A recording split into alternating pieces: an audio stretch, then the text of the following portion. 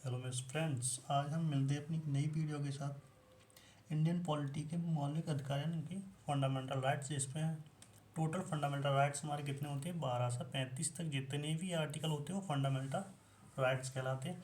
आज जो हमारा टॉपिक है वो आर्टिकल 14 से 14 टू 15 देखेंगे। तो हम पहला आर्टिकल देखते हैं 14। तो इसमें क्या कहा गया है? इस आर्टिकल 14 कह रहा है, यानी कि अनुच्छेद 14 कह रहा है कि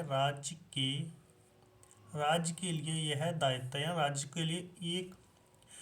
के लिए दायित्व यानी राज्य का एक कर्तव्य है कि वह कानून के समक्ष किसी भी व्यक्ति की समानता या भारत के क्षेत्र के भीतर यानी कि इंडिया के अंदर, जो भारत का क्षेत्र है हमारा, उसके अंदर कानून के समान संरक्षण से इनकार नहीं करेगा।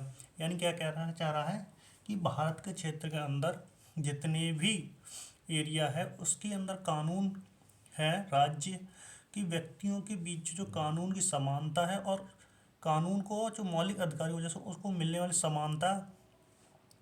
समानता का और उनके संरक्षण का जिम्मेदारी किसकी रहेगी? राज्य रहेगी, वह इनकार नहीं कर सकता। तो उससे अगर हम देखें, अगर कानून की समक्ष समानता यानी कि कानून की समानता, कानून में समानता यानी सॉरी यहाँ हो जाएगा कानून में समानता है। कानून समानता यानी क्या? Equality before law. Equality before law इसका मतलब क्या है कि कानून के सामने सब लोग बराबर हैं। राष्ट्रपति, प्रधानमंत्री, चाहे संवैधानिक पद पर हो या नॉर्मली पद पर हो, कोई भी व्यक्ति हो, ये क्या कानून के सम्मुख समान है। ये एबीडीसी सिद्धांत है। एबीडीसी ने ये सिद्धांत दिया था, ये जो यूके के कॉन्स्टिट्यूशन में है। यूके कॉन्स्टिट्यूशन में क्या मतलब, जो आम जनता पर जो केस लगेगा वही वहाँ के राजा होगा, यानी वह प्रिंसेस जो भी किंग हुआ उस पर भी लगे। लेकिन ये तो ठीक नहीं है। तो हमारा अमेरिका में क्या कहा, यूएसओ जो कॉन्स्टिट्यूशन, उसने कहा नहीं, ऐसा नहीं कि कानून का समान संरक्षण होना चाहिए। कानून का समान संरक्षण होना चाहिए यानी क्या कह रहा है? Equality protection law. Equality protection law यानी कानून का समान संरक्षण होना चाहिए। ये किस में कहा है? यूएसए के कॉन्स्टिट्यूशन में कहा गया। और जबकि कानून के समक्ष समानता में, कानून में समान समानता या फिर कानून के समक्ष समानता, ये किसने कहा था? एबीडीसी का सिद्धांत है, जो कहाँ? यूके यानी कि ब्रिटिश के कॉन्स्टिट्यूशन से मिलता है। इन दोनों को देखें तो ये पहला जो कहता है हमारा पॉइंट फर्स्ट, ये कानून की में समानता, ये कह रहा है कि कोई भी इंसान हो उसके सम्मुख, यानी कोई भी इंसान हो लॉ में यानी कि इस कोर्ट में समान संविधान रखेगा। यानी क्या?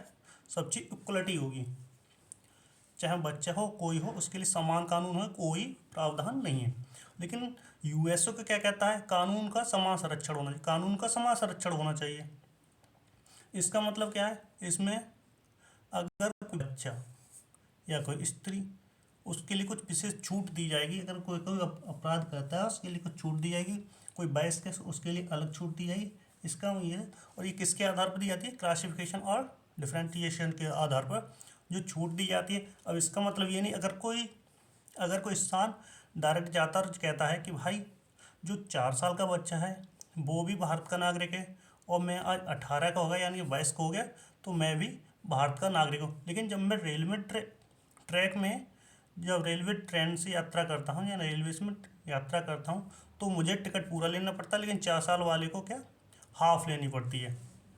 तो आर्टिकल 14 के अनुसार वो कोर्ट में जाके केस कर सकता है। तो इसलिए कहा कि कानून में समान संरक्षण, यानी कि कानून की समानता तो होगी, दोषी पाएगा तो दंड तो मिलेगा, लेकिन कुछ संरक्षण मिलेगा, यानी कुछ रिजर्वेशन मिलेगा। उसके आधार पर कुछ सरकार क्या करेगी, तुम्हारा जो दंड है, विधान है, वो थोड़ा कम कर देगी।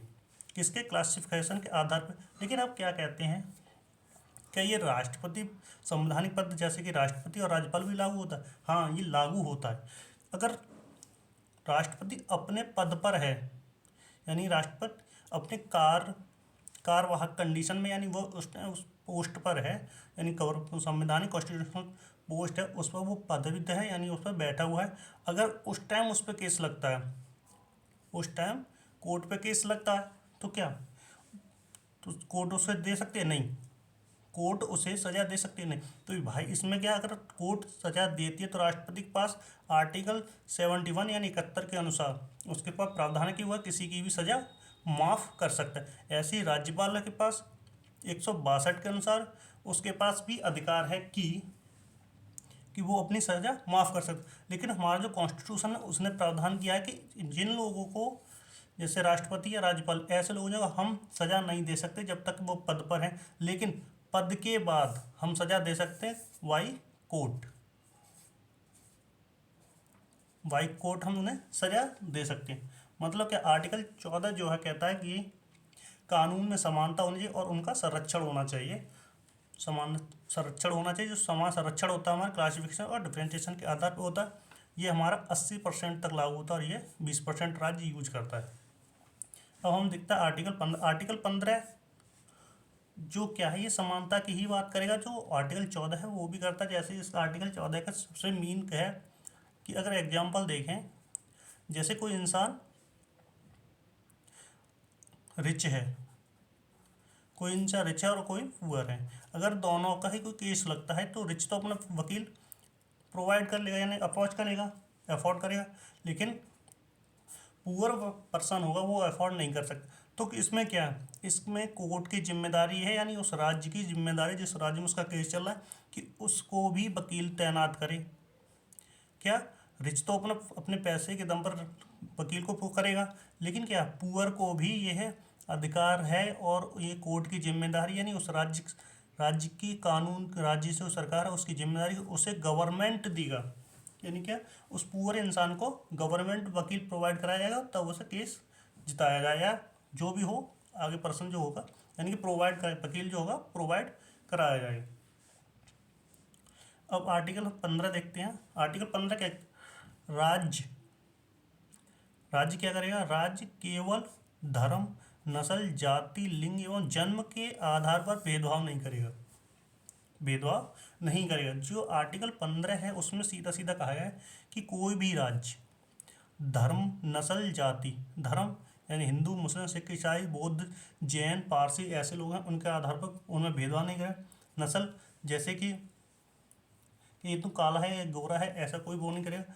जाति कि तुम जाति, लिंग के स्त्री या पुरुष, ऐसा नहीं करेगा। जन्म स्थान जैसे कि बिहार वाले को बिहारी कह के अलग कर दिया जाए, दिल्ली वाले अलग कहा और यूपी वाले को अलग कह के हम भेदभाव नहीं कर सकते।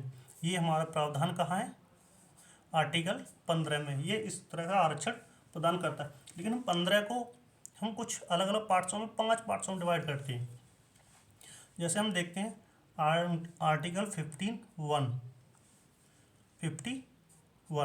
50 ए या 1, यानी कि 15(1) या 15 ए।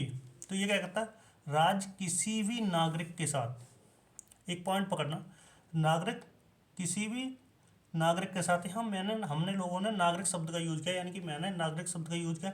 इसका मतलब क्या है, इसका मतलब है कि जो आर्टिकल है, आर्टिकल 15 है, वो केवल भारत के नागरिकों के लिए है, ना कि विदेशियों के लिए। यानी कि ओनली अदर उस कंट्री की बात कर रहा है ये जहाँ पे ये नागरिकता, भारत की नागरिकता प्राप्त किए उन लोगों के लिए ये बात कर रहा है आर्टिकल 15। कि जो आर्टिकल की जो 15 की सुविधाएं हैं कि केवल ये भारत के नागरिकों के लिए ही प्रोवाइड करेगी। तो फर्स्ट में जो हमारे फील्ड होते हैं, फिर जो ग्राउंड होते हैं वो टोटल 5 होते हैं। यानी कि नंबर 1 पे धर्म आता है, दूसरे पे जाति, लिंग, मूलवंश या जन्म स्थान। क्या, जन्म स्थान। धर्म जैसे कि बताया है ऊपर के हिंदू धर्म, हिंदू, मुस्लिम, सिख, ईसाई, पारसी आदि को लेके हम उनके साथ भेदभाव नहीं करें। जाति को लेके भेदभाव नहीं है, लिंग स्त्री पुरुष के लेके बंद, और वंश को लेके नहीं कह सकते। जैसे किसी का वंश ऐसा है जिसमें अंग्रेजों की सहायता की और वो अभी भी भारत में है, तो हम उसको लेके हम भेदभाव नहीं कर सकते। जन्मस्थान बिहारी, बिहार को वाले को बिहारी कहते हैं, और साउथ इंडियन को साउथ इंडियन कह के ऐसा हम उनके साथ भेदभाव नहीं कर सकते। जो जिसकी काबिलियत होगा उसके हिसाब से करेंगे। अब आर्टिकल 15(2) यानी कि 15B भी कह सकते हैं या फिर हम 2 भी कह सकते हैं। तो 15A क्या कहता है, जो 5 ग्राउंड है, 5 ग्राउंड कौन से हमारे, धर्म, जाति, लिंग, मूलवंश या संस्था के आधार पर, क्या जन्म स्थान के आधार वाले जो 5 ये टोटल ग्राउंड है, इनके आधार पर सार्वजनिक स्थान पर कोई भी व्यक्ति या राज्य किसी भी नागरिक के साथ भेदभाव नहीं करेगा। सार्वजनिक स्थान कैसे हो गए हमारे? सार्वजनिक स्थान हमारे होते हैं जैसे कि मंदिर, तालाब, स्कूल, ये हमारे क्या सार्वजनिक स्थान है। इन ऐसे स्थानों पे भेदभाव नहीं करेंगे। इन 5 ग्राउंड जो हमारे हैं, धर्म, जाति, लिंग, मूल वंश और जन्म स्थान के आधार पर, ये राज्य हो या कोई व्यक्ति, राज्य है व्यक्ति किसी भी नागरिक के साथ भेदभाव नहीं करेगा। क्या ऐसे स्थानों, सार्वजनिक स्थानों पर कि तुम हाई हो या लो हो, या तुम इससे हो, तुम वो हो, कि लड़का हो या लड़की हो, तुम इस वंश से कि उस वंश से, तुम इस जाति हो तो उस जाति हो, या तुम्हारी इस धर्म से संबंध रखती है, उस धर्म से संबंध करके तुम क्या मंदिर में प्रवेश नहीं करोगे, या तालाब के किनारे नहीं आओगे, स्कूल में नहीं आओगे। इस बात की रोक हमें कहाँ देखने को मिलती है? अनुच्छेद 15 के भाग 2 में, जो कि वहाँ कहता है कि जो 5 ग्राउंड हमारे हैं उनके आधार पर सार्वजनिक स्थानों पर कोई भी व्यक्ति किसी या राज्य किसी नागरिक के साथ भेदभाव नहीं करेगा। जो हमारी बात है ये किस में है? आर्टिकल 15 या 15(2) या 15(b) में। हम तक अब तक तो देखते आ रहे कि 15A या 15(1) या फिर 15(b) या 15(2) जो कह रहा है उसमें राज्य, जो राज्य है वो क्या कह रहे हैं? हम आरक्षण की बात कर रहा है कि इसके 5 ग्राउंड जाति, धर्म, जन्म वंश, मूल वंश और क्या जन्म स्थान के आधार पर क्या कर रहा है? आरक्षण प्रदान करता है। लेकिन आर्टिकल 15(3) यानी कि 15C क्या कहता है? राज्य क्या कहते हैं? महिला और बच्चों के लिए एक विशेष प्रावधान बना सकता है। जैसे कि महिला और बच्चों के लिए क्या विशेष प्रावधान करता है? किसके लिए? सार्वजनिक विकास हेतु, सर्वांगीण विकास हेतु, जो कि क्या पॉजिटिव भेदभाव, पॉजिटिव है, सकारात्मक है। ये सकारात्मक कार्य करेगा तो हम प्रावधान कर सकते हैं उनकी। जैसे महिलाएं किसी काम में परेशान हैं या फिर गंदे संदे काम जो हैं उनके लिए नहीं हम दबाव बना सकते और ना ही बच्चों पे हम जबरदस्ती काम करा सकते हैं। इसे हम आर्टिकल आगे कुछ देखेंगे 24 के आसपास में। अब कहता है आर्टिकल 15(4). 15(4) क्या है? जो हमारा ऐड, ये 15(4) पहले नहीं था हमारे कॉन्स्टिट्यूशन में, इसे ऐड किया गया था 1951 में प्रथम संविधान संशोधन द्वारा। प्रथम संविधान संशोधन द्वारा। लेकिन इसको जब जोड़ा था इसमें एक केस बना था हमारा, एक केस बना हुआ था। उस केस को जो नाम दिया गया है, उस केस का जो नाम है, उस केस को हम कहते हैं मद्रास बनाम दोराई राजन। इस केस की कुछ इम्पोर्टेंट बात सुनते हैं। जो मद्रास है हमारा, वो पलंग क्या था? कर्नाटक और तमिलनाडु का निजी क्षेत्र जो था उसे मद्रास कहते थे। इस मद्रास ने क्या किया? आर्टिकल 42 को आधार मानकर, क्या आर्टिकल 46 को आधार मानकर, जो कि DPSP पढ़ेंगे उसमें हमारा 46 मिलेगा, उसको आधार मान के क्या किया? राज्य की बिछड़ी जाति या जनजाति और अनुसूचित जाति और अनुसूचित जनजाति उद्धार हेतु कानून बना दिए। क्या कुछ कानून बना दिए? किसके लिए? बिछड़ी जाति, जनजाति, अनुसूचित जाति और अनुसूचित जनजाति के लिए उद्धार के लिए या उत्थान के लिए कुछ कानून बनाए। मतलब मेडिकल कॉलेज में आरक्षण प्रदान कर दिया। क्या मेडिकल कॉलेज में वहाँ क्या था? जो मेडिकल कॉलेज थी उसमें सीटें कुछ रिजर्व कर दी कि इन सीटों पे यही लोग आएंगे। तो लेकिन जब ऐसे ही आए तो वहाँ केस हुआ। केस होने पे क्या हुआ? केस निकल के जब हमारे ये आया था, जिस केस के आधार पे हमारा ये 1951 में जोड़ा गया, कौन सा? मद्रास बनाम दोराई राजन। इसमें क्या है, जहाँ मद्रास कोर्ट में गया और कोर्ट ने कहा जो 46 को आधार मान के जो बनाया गया है वो मौलिक अधिकार का उल्लंघन नहीं कर सकता। क्या?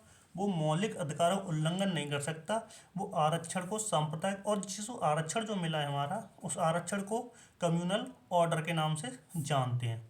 और जैसे कोर्ट ने क्या किया? कैंसिल कर दिया था।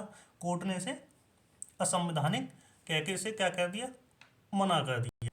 कोर्ट ने क्या मना कर दिया था? लेकिन फिर भी कोर्ट ने एक स्टेटमेंट और दिया था, राज्य जो है सामाजिक और शैक्षणिक रूप से पिछड़े वर्ग, अनुसूचित जाति यानी SC, अनुसूचित जनजाति यानी ST के लिए कानून बना सकता है। जो हम देखते हैं पिछड़े वर्ग का जो है आर्टिकल 340 यानी 340 में जो है राष्ट्रपति क्या करता है, बिछड़े वर्ग आयोग बनाता है। उसमें देखता है बिछड़े वर्ग कितने शिक्षित और कितने अशिक्षित हैं। उनके लिए जो क्या कहते हैं, बिछड़े वर्ग आयोग जो गठन होता है राष्ट्रपति द्वारा, वो 340 के अनुसार। और अनुसूचित जाति के लिए जो आरक्षण की बात होती है वो 341 में देखा जाएगा। और अनुसूचित जनजाति और एसटी है के लिए जो कानून है 342 आर्टिकल 342 के अनुसार बात की जाती है कि वो कितने क्या शिक्षित और कितने हैं। यानी राज्य उनके लिए बना सकता है कि सामाजिक और शैक्षणिक रूप से बना सकता है, लेकिन कोई स्पेशली नहीं कर सकता। वो 46 को बेस मान के जो किया था उसे कोर्ट ने क्या मना कर दिया। लेकिन जो मद्रास केस था, जो मद्रास केस में किया था शैक्षणिक संस्थानों के लिए कि आरक्षण की बात तो हो गई थी, एससी एसटी और पिछड़े वर्ग के लिए जो बात हो गई थी, लेकिन फिर भी कुछ लोगों ने क्या किया, उन्होंने उच्च शैक्षणिक संस्थान जैसे उच्च शैक्षणिक संस्थान जैसे आईआईटी आईआईएम में भी छूट मांगने की बात की। अब जब ये छूट मांगने की बात हुई तो ये क्या कहते हैं, जो 15(5) है, जो आर्टिकल हमारा 15(5) है, उसे ऐड किया गया था 93वें संविधान संशोधन द्वारा 2005 और 6 में 2005 में आया था, 6 में पूर्णतः लागू हुआ गया था। इसमें क्या था, इसमें छूट की प्रावधान की थी और जो आरक्षण की बात की गई थी स्पेशली एससी और एसटी के लिए बात की थी। जो इसमें जब क्या कहते हैं आरक्षण की बात हुई तो केस हुआ। इसमें एक केस निकल के हमारा तब आया था बाहर, अशोक कुमार बनाम भारत सरकार 2008 में। तो क्या हुआ, जब ये कोर्ट निकल के आया तो ये कोर्ट में केस जाता है। कोर्ट में क्या थी, बेंच थी। इस बेंच में टोटल 5 मेंबर थे और जो सुप्रीम कोर्ट था हमारा, उसने टिप्पणी की राज्य क्या करता है, राज्य प्रावधान कर सकता है, राज्य एससी और एसटी के लिए आरक्षण तो दे सकता है, किंतु क्रीमी लेयर के लिए प्रावधान नहीं है। मतलब आरक्षण दे सकता है क्या, जो सुप्रीम कोर्ट का टिप्पणी थी कि राज्य है वो प्रावधान दे सकता है किसे, एससी एसटी और ओबीसी इनके लिए आरक्षण दे सकता है, किंतु किन लोगों को नहीं देगा, जो क्रीमी लेयर के वाले लोग हैं उनके लिए प्रावधान नहीं है। मतलब ये क्या कहना चाह रहा है कि क्रीमी लेयर वाले लोगों को आरक्षण नहीं देगा। जो क्रीमी लोग होते हैं ये जर्नल के ऊपर के लोग होते हैं, जो जर्नल हमारी कैटेगरीज होती हैं उनके ऊपर के लोग हैं। ये कैसे, जो कॉन्स्टिट्यूशनल पोस्ट पर होते हैं सदस्य, जैसे राष्ट्रपति प्रधानमंत्री, ऐसे लोगों को जो क्रीमी लोग आते हैं। और जो ग्रुप ए और बी में जो क्या कहते हैं कि कर्मचारी हैं, ऐसे लोग क्या इसमें क्रीमी लेयर में आते हैं। और आप बात करें आर्मी में, तो आर्मी में जो लोग आते हैं वो कर्नल और कर्नल के ऊपर के जो लोग होते हैं, कर्नल और कर्नल से ऊपर वाले लोग होते हैं, क्रीमी लेयर में ही ऐड होते हैं। मतलब इस 15(5) में क्या कहा कि राज्य कानून बना सकता है केवल उन लोगों जो एससी एसटी और ओबीसी वालों को, बट वो उन लोगों के लिए कानून नहीं बना सकता जो क्रीमी लेयर के जो लोग होते हैं उनके लिए ये कानून नहीं बना सकता। राज्य ने आर्टिकल 15 को अच्छे से अपने लागू करने के लिए कुछ एक्ट तैयार किया था, जो कि हम कुछ निम्न एक्ट हैं जिन्हें हम देखते हैं। जैसे एससी एसटी अत्याचार निरोध अधिनियम एक्ट 1989 में आया था, यानी कि एससी और एसटी पे कोई अत्याचार करेगा उस पर निषेध कर दिया, उसे बंद कर दिया। अगर एसटी एसटी करो तो केस फाइल होगा। उसको लेके एक एक्ट लागू हुआ था 1989 में। ऐसे ही दूसरा है हमारा हिंदू उत्तराधिकार अधिनियम एक्ट। इसमें क्या था, हिंदू उत्तराधिकार अधिनियम क्या था कि 1956 के आसपास में क्या था, जितनी भी पैतृक संपत्ति है वो पुत्र की होगी। अब जब से ये एक्ट आया इसमें क्या, जो पिता की संपत्ति पुत्र और पुत्री दोनों का ही क्या बराबर हक होगा इस एक्ट के अनुसार। और ये तीसरे क्या कहता है, मातृत्व लाभ अधिनियम एक्ट 1961। इसमें क्या है, जब कोई औरत प्रेग्नेंट या फिर डिलीवरी टाइम होता है उसे विशेष छूट दी जाएगी, यानी कि उसे छुट्टियां जो चाहिए उसे भत्ता वगैरह जो होगा वो दिया जाएगा। दिव्यांग अधिकार अधिनियम एक्ट 2016 में आया था, यानी कि जो विकलांगों को लेकर छूट है उसे दिव्यांग अधिकार अधिनियम एक्ट कब 2016 में आया था। और मेंटल हेल्थ केयर एक्ट 2007 में आया था। महिला कार्यस्थल लैंगिक उत्पीड़न निवारण 1961, यानी किसी भी महिला को ऐसे स्थान पर काम नहीं कर सकते जहां उनके कुछ ऐसे स्थानों पर काम नहीं करेंगे जहां उन्हें कोई प्रॉब्लम होती है। इस प्रकार का हमने आर्टिकल 15 को जो है अच्छे से लागू करने के लिए कुछ एक्ट लागू किए थे राज्य सरकारों ने, जो कि निम्न है।